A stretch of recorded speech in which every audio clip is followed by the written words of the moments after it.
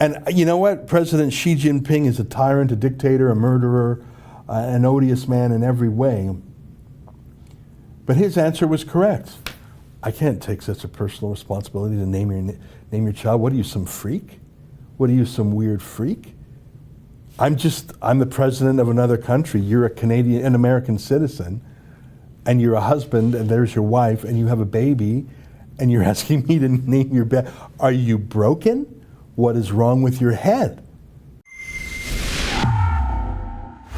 I came across a story about Mark Zuckerberg, and at first I didn't believe it, but I checked it out in so many different sources, and it appears to be accurate. A few years ago, when Obama was the president, there was a White House reception for the Chinese tyrant Xi Jinping, the president of China.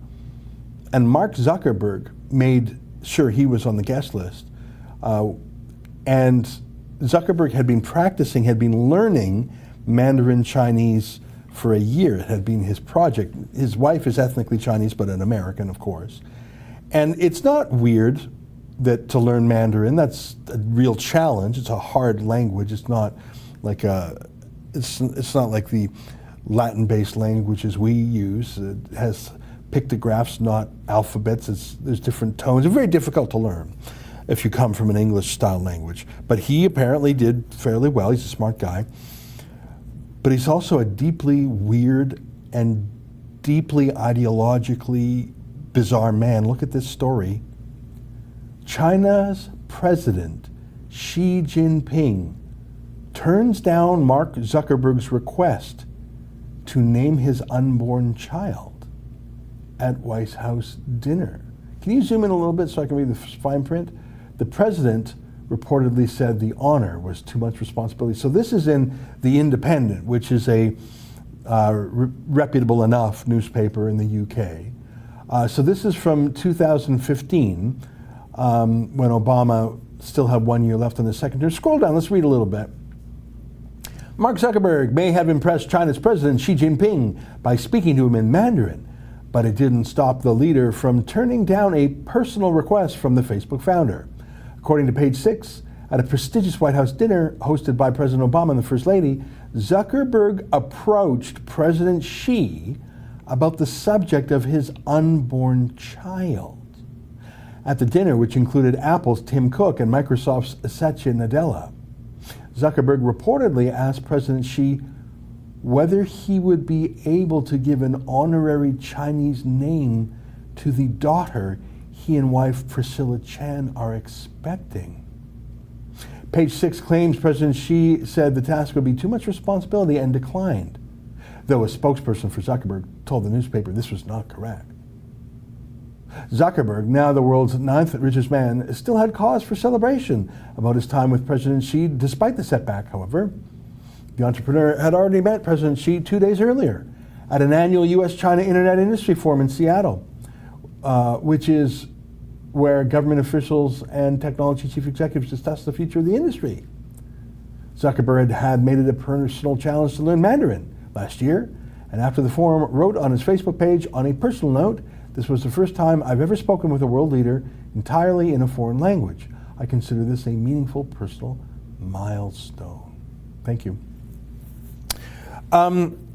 I don't find it odd that Zuckerberg would learn Chinese. His wife is ethnically Chinese.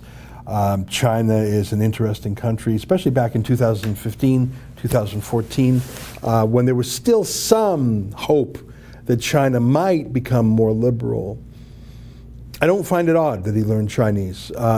It's slightly odd that he found the time, but I suppose part of his success at Facebook is that he has outstanding executives to run different aspects of the company.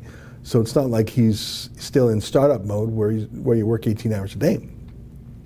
It's not odd that he spoke Chinese to President Xi. If he really was good at it, that would be a pretty cool thing to do. But asking any man to name your unborn daughter, that's a deeply personal thing. I mean, anyone who has kids knows how personal and sensitive choosing a name is. It's often the subject of a lengthy family conversation, certainly between mom and dad, husband and wife. There are books out there, baby names, which get into the meaning of the names. So many names have either a biblical or a historical. Like to name a child Winston, typically is a tip of the hat to Winston Churchill, right? To name someone after someone in the family, to carry on a family memory. To name someone in a spirit of the meaning, like the deep etymological meaning of the name. Naming a child, as Shakespeare said, what's in a name? A rose by any other name would smell as sweet. Well, you would think, but a name can be destiny in so many ways. I'm not even kidding. It would be tantamount to, in the Cold War, you meet, Khrushchev or Brezhnev and say, you can name our daughter. What are you crazy? Proud Boys Calgary, Elon named his kid after his password. Yeah.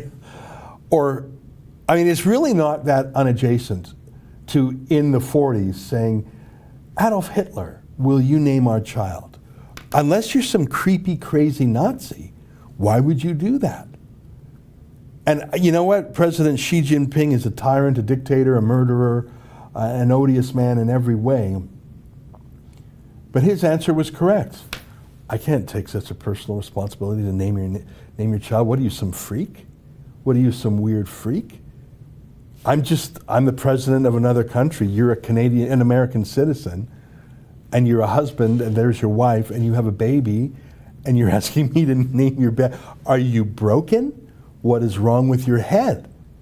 Well, that just shows how obsequious and submissive and compliant. That was a corporate decision. That was Zuckerberg saying, I'm going to try and impress this man by giving him something so personal so he knows he's my boss, that I bend the knee to him. That is so gross.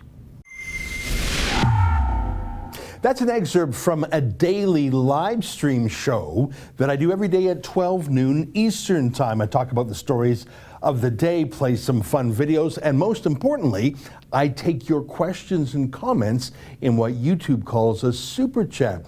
If you like that, please tune in live. It's way more fun that way. You can join the conversation. And every day at 8 p.m., I have a special produced show with a whole monologue, and I interview guests, and I read my fan mail and my hate mail. You can learn more about both my daily live show and the nightly premium show at rebelnews.com.